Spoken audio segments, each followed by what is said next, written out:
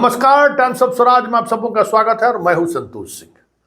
और आज हम टाइम्स ऑफ स्वराज में चर्चा कर रहे हैं कि पूर्णिया की सभा में तेजस्वी यादव ने जो कहा है, क्या ये माना जाए कि उनका जुबान फिसल गया या फिर दिल की बात जुबान पर आ गई?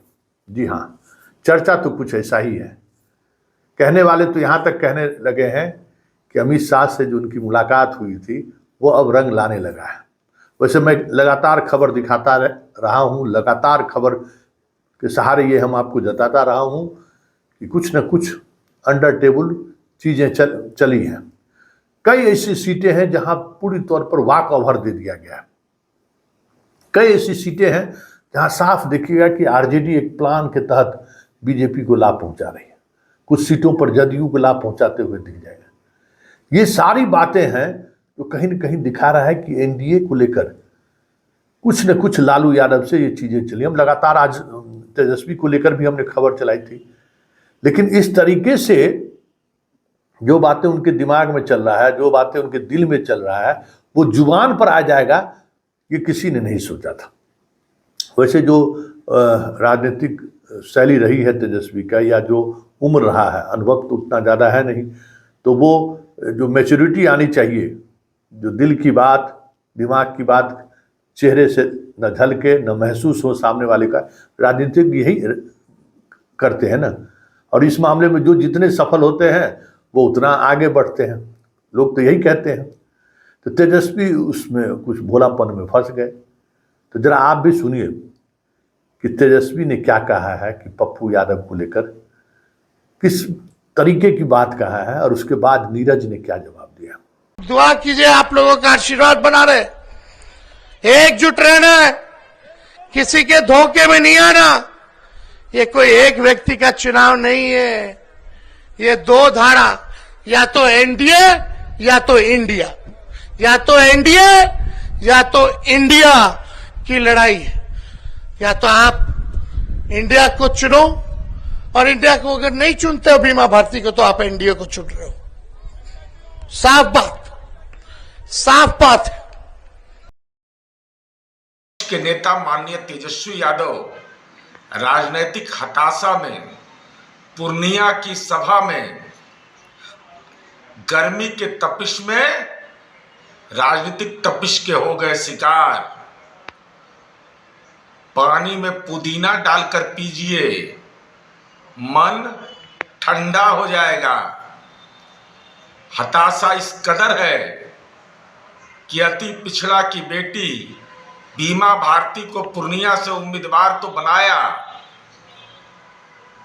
लेकिन जन समर्थन विपक्ष की राजनीति में पप्पू यादव के साथ,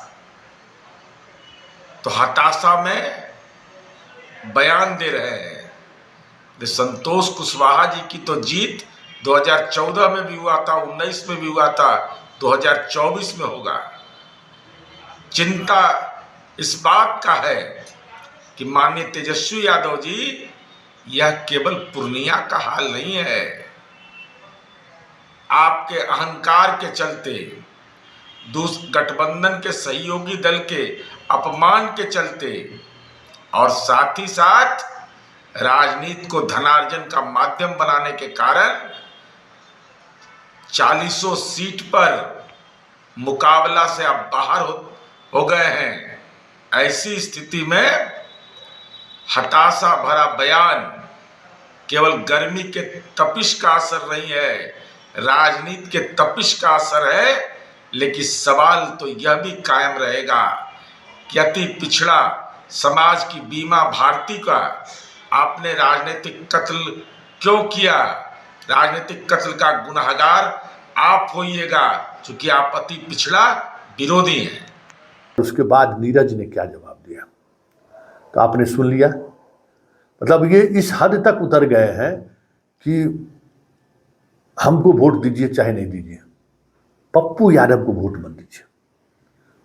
और आज ये बात उन्होंने कह दी, और इसके कहने के पीछे वजह भी है। देखिए, एक तस्वीर और एक वीडियो दिखा रहे हैं। आज भी हम वो वीडियो दिखाए हैं। तेजस्वी की पूर्णिया की सभा में 1000-2000 आदमी से ज़्यादा नहीं जुट रहा है। और यही स्थिति मनोज झा का देख लीजिए तस्वीर, दोनों चीज आप देख लीजिए। गए थे मुस्लिम इलाके में और उपस्थिति देख लीजिए, 42 गो विधायक, 7 गो विधान पार्षद, जो भी मुस्लिम राज्यसभा सदस्य है और जितना थैलादारी आरजेडी के साथ है, सब पूर्णिया में कैंप कर रहा है। और तब ये हाल देख लीजिए। तो स्वाभाविक है तेजस्वी को गुस्सा आना, और गुस्सा आएगा तो फिर इस तरीके की जुबान फिसलना स्वाभाविक है।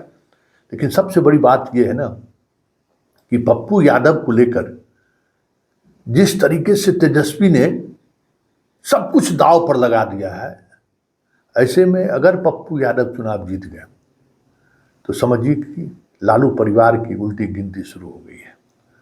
और जो नुकसान तेजस्वी को परिवार या लालू परिवार को नीतीश नहीं पहुंचा पाए 20-22 वर्षों में, इस जीत के साथ पप्पू यादव वो नुकसान पहुंचा देगा।